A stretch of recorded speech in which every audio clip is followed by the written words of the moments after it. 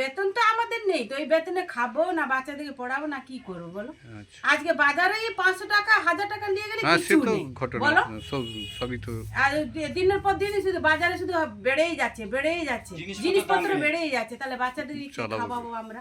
আমরা যে কি কষ্ট দিতে আছে আমরাই জানি, যে পৌরসভার আমরা যে কি কষ্ট একটা দিয়ে বড় দিন চালাচ্ছি। কি নাম সমস্যা আপনার? অনেকেই বলে, অর্থনৈতিক একটা ব্যাপার থাকে, যেটা পৌরসভায় কর্মচারী বা বিভিন্ন যে খরচের ক্ষেত্রে অনেক সময় অর্থ একটা বড় সংকট হয় অনেক সময়। কখনো কখনো রাজ্য সরকারের বা বিভিন্ন যে ফান্ডগুলো আসে সেগুলো আসতে দেরি হয়, তার জন্য পৌরসভাটা কাজের অনেক ক্ষেত্রে তো অনেক সময় এগিয়ে গিয়েও পিছিয়ে আসতে হয়, এরকম ঘটনাও আছে। কিন্তু পৌরসভা, আমরা যেহেতু পৌর নাগরিকের মধ্যে পড়ি, আমরা একবারে পৌর এলাকায় থাকি, তা আমাদেরও যে সমস্ত পৌর প্রধান রয়েছে বা কাউন্সিলর রয়েছে তাদেরকেও নাগরিক হিসাবে সাহায্য করা উচিত। কিভাবে করা উচিত? ধরুন আমরা যেটুকু দেখে আসছি, যে ধরুন একটা একতলা বাড়ি হয়েছিল আজ থেকে ১০ বছর, ১৫ বছর, ২০ বছর আগে। তখন দেখা যায় গেছে যে ওই বাড়িটির হোল্ডিং যে ট্যাক্স যেটা ছিল, সেই ট্যাক্সটা হয়তো ৳৫০ ছিল। কিন্তু দেখা যাচ্ছে যে ওই বাড়িটি পরবর্তীকালে বাড়িয়ে বা ভেঙে সেখানে ৩ তলা বাড়ি করা হয়েছে। কিন্তু যেহেতু সে অতদিন পুরনো, হয়তো সেই ট্যাক্স ৳৫০ আছে। কিছু, কিছু ক্ষেত্রে দেখা গেছে সেই টাকাটাই রয়ে গেছে। এগুলো করে যদি এরকম কিছু থেকে থাকে, আমি পৌরসভার কাছে আবেদন করব যাতে করে নতুন করে আবার ভাবনা চিন্তা করা। কেননা যে বাড়িটা একতলা ছিল সেটা আজকে ৩ তলা হয়েছে। তাহলে ট্যাক্স কেন বাড়বে না?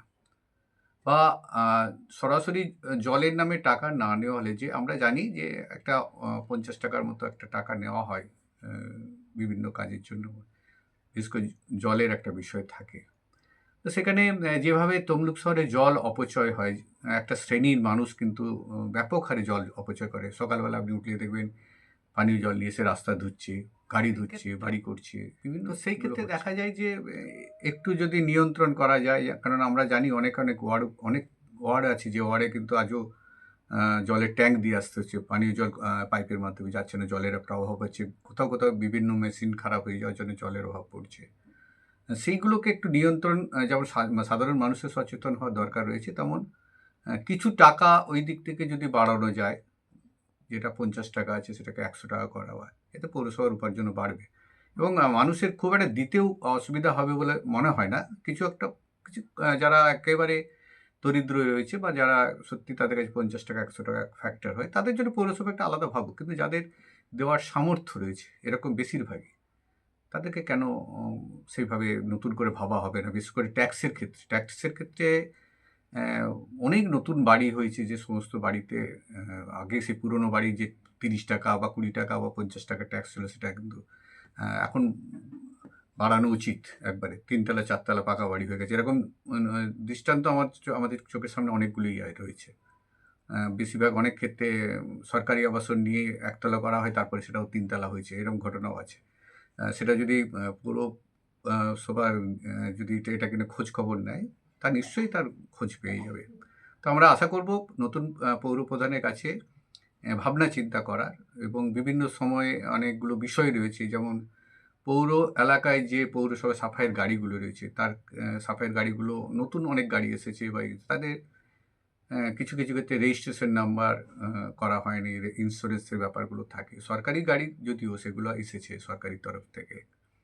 তো সেটা একটা খরচের বহনের ব্যাপার থাকে পৌর এলাকায়। কিন্তু তাতে একটা সড়কের নিরাপত্তার বিষয় আছে। যেমন একটা ৪ চাকা জঞ্জালের গাড়ি যদি রাস্তায় কোনো নাগরিককে ধাক্কা মারে, আহত হয়, তাহলে সেই গাড়ির এগেইনস্ট এ আর কোনো কমপ্লেইন করতে পারবে না। তার কারণ হচ্ছে যে তার ইন্স্যুরেন্সটাই নেই।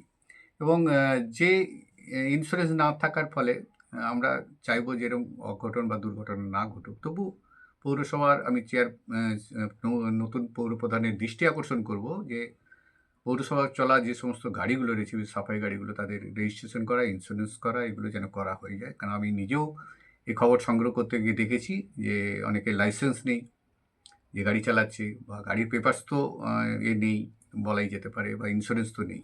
তো এইগুলো পৌর প্রধানকে আমরা বিভিন্নভাবে যদি সাহায্য করতে পারি, ওনার যদি দৃষ্টি আকর্ষণ করতে পারি, এগুলো কিন্তু আ খরচের ব্যাপার হলেও কিন্তু পৌরসভায় একটা নিরাপত্তার বিষয় আসছে। বিশেষ করে পৌর নাগরিকদের নিরাপত্তার বিষয় আছে। অনেক ছোট, ছোট ছেলেমেয়েরা সকালবেলা পড়তে যায়, সাইকেলে করে যায়। কোথাও যদি একটা কিছু অঘটন ঘটে, তাহলে বিভিন্ন সামান্য চিকিৎসার বিষয়টাও যদি আসে ইন্স্যুরেন্সের ক্ষেত্রে বা অনেক সময় সাহায্য আসে, আর্থিকভাবে সাহায্য পায় ইন্স্যুরেন্স মাধ্যমে, সেটা আটকে যাবে। তো এই বিষয়গুলো পৌরপ্রধানের দেখার জন্য আমি আবেদন করছি। তাছাড়াও অনেকগুলো বিষয় রয়েছে, একটু সময় দেওয়া যাক। যে নতুন পৌরপ্রধান তিনি যেভাবে উদ্যোগ 48 ঘন্টার মধ্যে নিয়েছে, আমরা সাধুবাদ জানাই। এই উদ্যোগ যেন তিনি যতদিন থাকবেন সেই উদ্যোগটাকে যেন একবারে এইভাবে নিয়ে যেতে পারে। আমরাও নাগরিক হিসাবে যদি সেরকম মনে হয় কোনো জায়গায় জানাবো, উনি যেন